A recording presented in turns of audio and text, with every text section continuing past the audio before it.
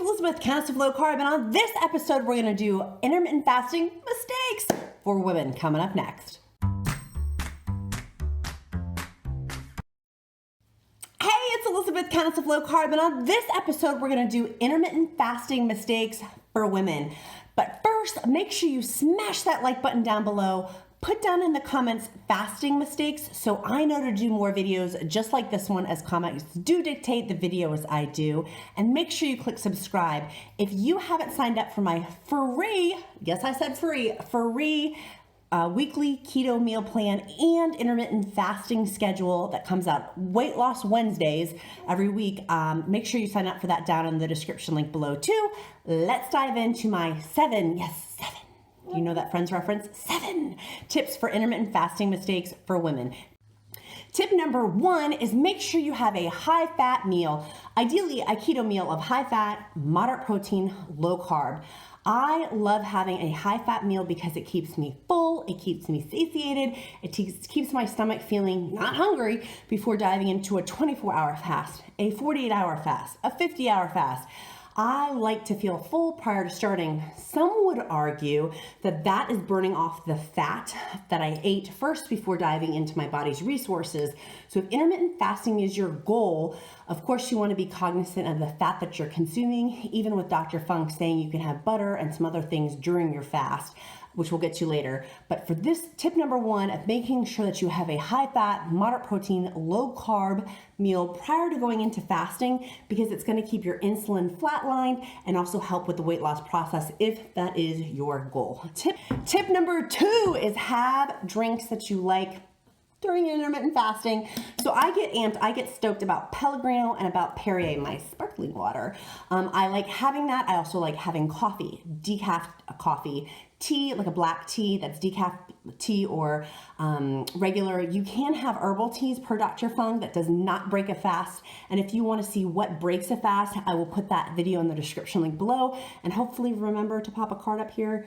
Sometimes I forget. So hopefully that card will be there. If not, it will be in the description link. But having your beverages planned out, I've made the mistake of being like, oh, I'm just going to drink what, like not planning out what I'm freaking going to drink. And for me, I don't do dry fast. For my intermittent fasting, I have lots of water. You can die from not having water, literally. And so if I'm not having food, I want to make sure I have my water. But particularly these, I make sure I order these by the caseload because it's cheaper. It's cheaper by Amazon as opposed to buying it at Costco for sparkling water. So my tip number 2, the biggest mistake I've made is not having my drinking sources sorted. Like winging it's cool and I'm all for that. But for me, I like to have it planned out. Like, do I have, if I'm going to do a 50-hour fast, do I have my beverages here or do I need to order them and have that sort, like having proper planning for the drinks I'm going to consume is great. Some of you pros out there are like, girl, I just drink water, and that is awesome.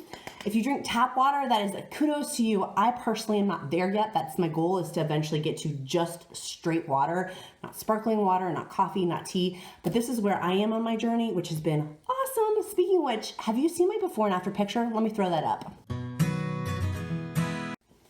Tip number 3 of my biggest intermittent fasting mistakes for women has been, and dudes too, but more so for women, is not reading the complete guide to fasting. If you have not, Dr. Fung doesn't know me from an ant in a wall. If you're watching this, Dr. Fung, message me because I just adore you.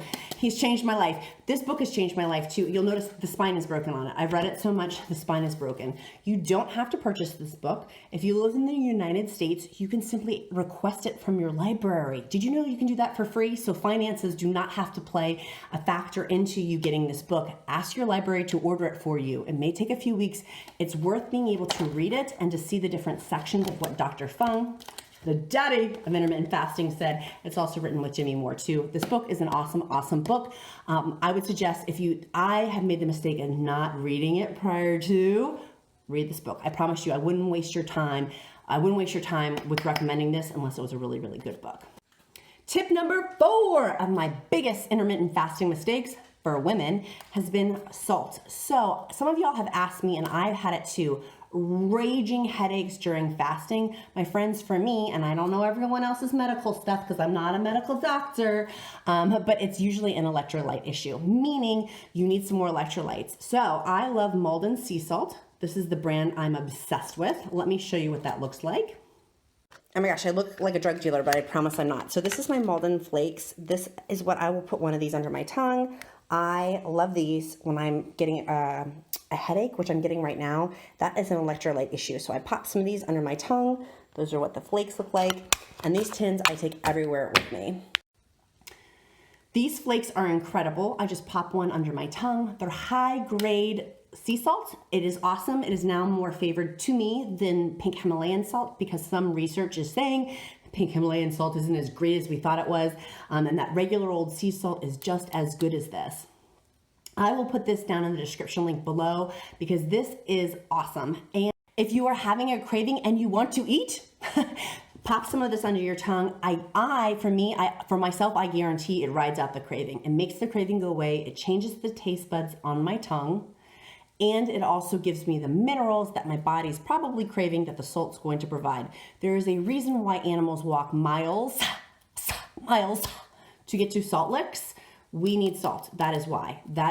And I love this tin formation because I can put it in my car, my pocketbook, my office. Literally, these are laced throughout my house. And they're inexpensive enough of where you can buy a whole 3-pack and just put them in a lot of places when you're doing your intermittent fasting and trying to maximize your time. If you are loving this video, make sure you smash that like button and put fasting mistakes down in the comments below. Now back to the content. Number 5. Sleep. The biggest intermittent fasting mistake, number 5, fifth one, is lack of sleep. For my body, I have required more sleep than I usually do for intermittent fasting. Intermittent fasting is a stressor on the body. If I'm not looking at my planner and coordinating my work schedule, my family schedule, busy season with work, busy season with family stuff, if I'm not coordinating that in with my sleep, with intermittent fasting, I usually feel like crap and I usually don't do as well with my fasting times. My fasting times, quite frankly, suffer because I'm not getting enough rest. Your body under the stress of fasting will require more rest for the cells. I mean, just think of what's happening on a cellular level, not what's happening externally, but even just down internally into the cellular level. It's a lot. It's a lot going on with not having a non-eating window, period. And if you need to use that vernacular, feel free. A eating restriction, not eating window, fasting, intermittent fasting, your body's going to require more rest. Plan accordingly, friends. I have not before, and my body has majorly suffered from that of requiring after an intermittent fast even more sleep. And after fast, usually after doing a 48-hour fast, a 50-hour fast, my body will require more rest after a fast also, because usually I'll eat a keto meal, which is high fat, moderate protein, low carb. I'll eat that, and even though that's not spiking my insulin, it's still an uptick with the glucose. And if you want to see some other of my videos on my fasting live series that I have on like things like that, that will be in the description link below too, and my intermittent fasting playlist. We just did 5. Tip number 6 is know when to stop. Know when to hold them, know when to fold them. Hello, Kenny Rogers. If you're international, you might not get that reference. Know when to hold them, know when to fold them. So if you are it's typical during a fast that you may think about cheesecake. Oh, cheesecake. You may be thinking thoughts like that. If you're thinking thoughts of, oh, my headache is ready to rip out of my head, I need to stop, or even going back to that headache component, or, oh, my sides hurt, my whole body aches. Things that aren't quite normal, you should stop.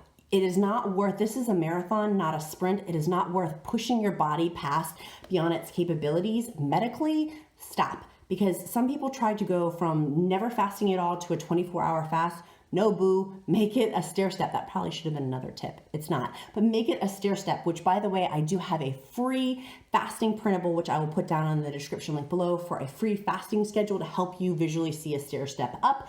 But I digress. Make sure you stop if you physically are having some medical issue. Tip number 7, tell your family about it, but also don't tell your family about it. So when I'm going, say, out to dinner with a friend or having a social thing with some friends, I let them know if we're going to a restaurant, hey, guess what, I'm not going to be eating, just so they're not like jarred about it. Sometimes people feel weird with them eating and me not eating. I like to give them a courtesy heads up. However, I don't tell everybody I'm doing intermittent fasting. A lot of people still don't understand the amazing benefits of intermittent fasting, like helping prevent cancer with autophagy, cancerous cells, Alzheimer's cells. I mean, just so many amazing medical benefits that we don't even know about yet. The 2016 Nobel Prize winner was just the tipping point of learning more about what intermittent fasting benefits are. So I don't share that to everybody because a lot of people just don't understand. So I share with people if I'm going to be actively eating with them, even though I'm not eating during fasting. And then I also don't share with people who may give some criticisms or, quite frankly, fart in my room. If they fart in the room and leave a nasty comment about my intermittent fasting and then walk away, I don't want to have that in my space. So don't let people fart in your room, metaphorically speaking. Instead, just share with people who are going to be encouraging, who are going to be uplifting. And if you want to join my free intermittent fasting Facebook group for an uplifting, encouraging spot, and my Facebook page and Instagram page, all social media will be down in the description link below. Number 8, my intermittent fasting mistake for women is don't do this near your cycle, or I shouldn't say don't, and I shouldn't say that at all. Actually, I'm going to take that back. What I would suggest doing for me is during my cycle time, my menstrual period, I tend to have more cravings for like chocolate and salt and things like that. It's my body is craving things.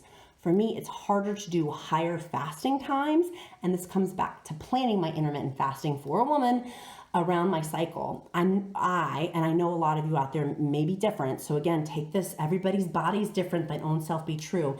I don't like to do higher fasting times around my cycle. I'll do like a 16-hour fast, an 18-hour fast, but I'm not gonna rock it out much more than that.